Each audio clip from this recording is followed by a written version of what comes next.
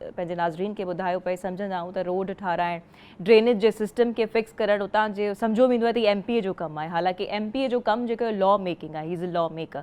असल कमु असल ज़िम्मेवारी इहा तव्हांजी यानी उतां जे एरिया जे चेयरमैन जी हुजे थी। सो हिकिड़ी वॾी ज़िम्मेवारी आहे तव्हां ते। तव्हां खां असीं कुझु पर्सनल क्वेश्चनिंग बि ज़ाहिर आहे, कुझु खटा मिठा सवाल बि कंदासीं, पर मूंखे ॿुधाइजो त हिन जर्नी जी शुरूआत कीअं थी। 2005 खां तव्हां उमरकोट शहर जा चेयरमैन आहियो, सो शुरूआत कीअं थी?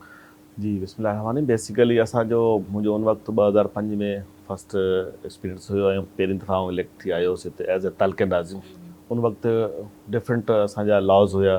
उन वक़्तु असां वटि तहसील पूरी मूं वटि यानी कि तालके काउंसिल पूरी हुई, जंहिंमें असांजो न सिर्फ़ु उमरकोट हुयो बल्कि ॿिया नंढा 2-3 टाउन मूं वटि ॿिया बि हुया ऐं पूरो तालको बि हुयो।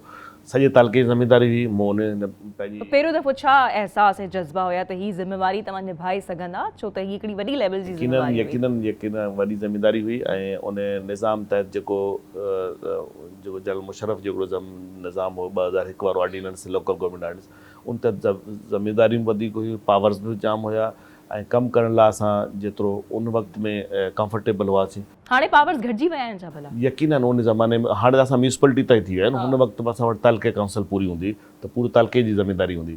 छो त तमामु घणो शिकायतूं नज़र ईंदियूं आहिनि त हिन वक़्तु जेको आहे लोकल लेवल ते, लोकल सतह ते, लोकल गवर्नमेंट जी जेकॾहिं असीं ॻाल्हि कयूं त इख़्तियार कोन आहिनि स्पेशली। इख़्तियार घटि आहिनि। ॿियो नंबर वसाइल जी बि कमी हूंदी आहे यकीनन।